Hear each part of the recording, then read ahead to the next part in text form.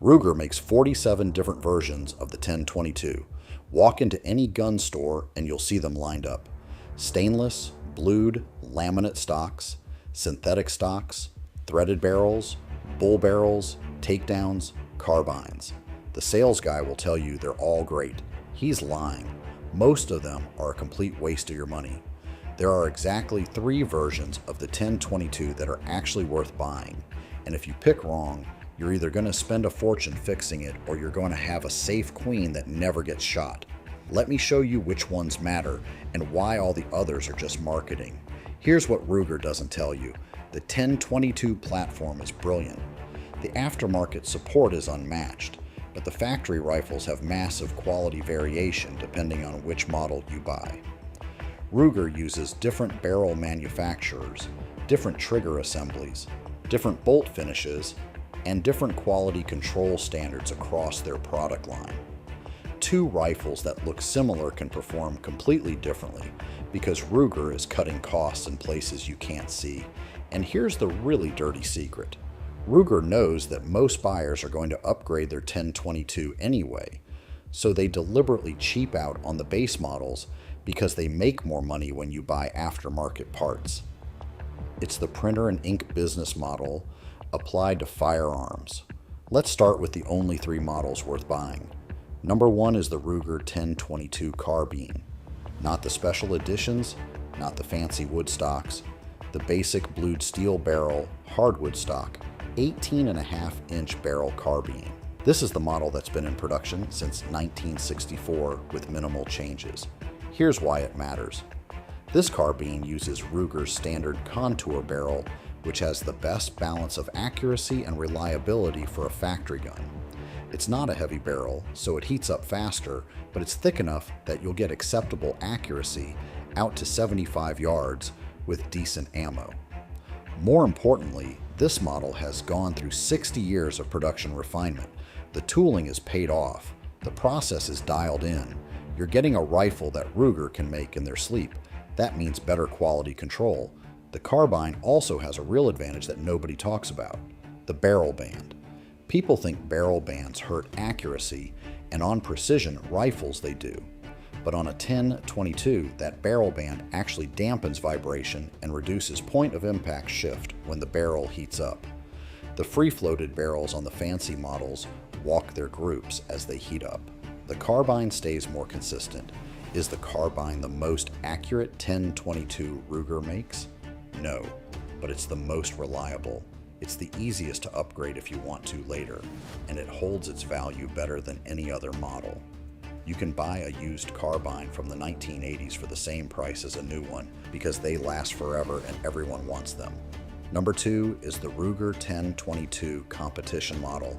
This is the only factory 10/22 where Ruger actually put effort into accuracy. The competition model has a fluted target barrel, an adjustable B14 trigger that's actually decent, and a laminated thumb hole stock. Here's why this one matters. Ruger uses a different barrel manufacturer for the competition model. It's a button rifled barrel, but it's stress relieved properly and the chamber is cut to tighter specs. You'll get 1 to 1.5-inch groups at 50 yards with this rifle out of the box using good ammo. That's twice as accurate as the carbine. The laminated stock is also significantly more rigid than the hardwood or synthetic stocks on other models. Stock flex kills accuracy on Rimfire rifles because the bedding shifts. Laminate doesn't flex. It's heavier, which people complain about, but that weight is actually helping you shoot better groups. The competition trigger is the other big upgrade. It's not a kid trigger, it's not a Volquartsen, but it's a clean 4-pound pull with minimal creep.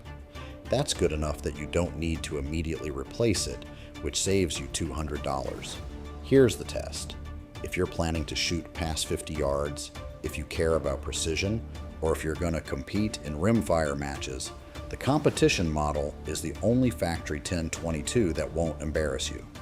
Everything else you'd need to spend $1,000 upgrading to get to the same performance level. Number 3 is the Ruger 10/22 Takedown. Now this one's controversial because a lot of people say takedowns sacrifice accuracy, and they're right, most takedowns do, but here's what makes the Ruger Takedown different. It uses a V-block lockup system that returns to 0 when you reassemble it. I've tested this. You can break down a 10-22 Takedown, throw the barrel and receiver in a bag separately, reassemble it a week later, and your 0 will shift less than 1 inch at 50 yards. That's incredible for a Takedown design. The reason the Takedown matters is utility. If you hunt, if you backpack, if you travel, a rifle that breaks down into 16 inches of length is a completely different tool than a 37-inch rifle. You can fit the Takedown in a backpack. You can pack it in a canoe. You can take it places a full-length rifle can't go. And unlike most Takedown designs, you're not giving up much accuracy. The Takedown barrel is the same spec as the Carbine barrel. Same contour, same rifling, same manufacturer. You're paying $200 more for the Takedown feature, but if you actually use it, it's worth every penny. The other advantage nobody mentions is storage. A Takedown fits in a pistol safe. That matters if you live in an apartment or you don't have room for a full gun safe. So those are the three. The Carbine for reliability and value, the competition for accuracy, the Takedown for portability.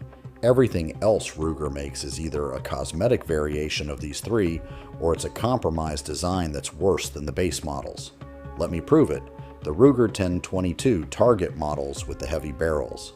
These look like they should be more accurate than the Carbine. They're not. The heavy barrel reduces heat-related accuracy drift, but Ruger cheaped out on the chamber and rifling specs. You're getting a heavier rifle that shoots the same groups as a Carbine, except now it's 2 pounds heavier and the balance is terrible. The only reason to buy a heavy barrel 10-22 is if you're going to replace the barrel anyway, and at that point, why are you paying extra for a barrel you're throwing away? The synthetic stock models, these seem practical. Synthetic won't warp with weather, except Ruger's synthetic stocks are the cheapest injection molded plastic they could source. They flex under load. They crack at the mounting points if you over-tighten the screws, and they don't save you any money compared to the hardwood Carbine.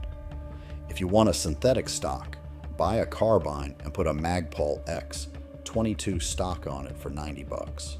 It'll be better than any factory synthetic Ruger offers. The stainless models. Stainless sounds like an upgrade. It's not. It's just a finish option that costs more and doesn't improve performance.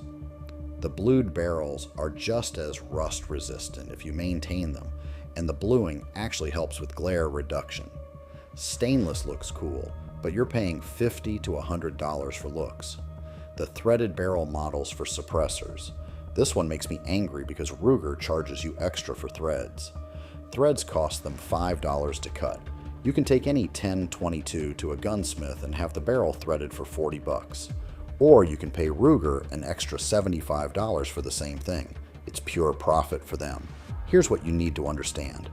Ruger's business model is volume and aftermarket. They make decent rifles at decent prices, and they let the aftermarket handle the premium stuff. That's fine, but it means you shouldn't pay Ruger's premium prices for their factory upgrades because you're not getting premium quality. You're getting the same base rifle with minor cosmetic changes and marketing hype. The only exceptions are the three I mentioned, where Ruger actually changed something that matters. If you already own one of the other models, don't panic. You didn't ruin your life. The 10-22 is so easy to upgrade that almost any model can become a great rifle with the right parts. But if you're buying new, start with one of the three that are actually worth the money. And if someone tries to sell you on a special edition with fancy engravings or a unique color, just remember that none of that makes the rifle shoot better. You're paying for cosmetics. Buy the Carbine, the competition, or the Takedown. Everything else is a waste.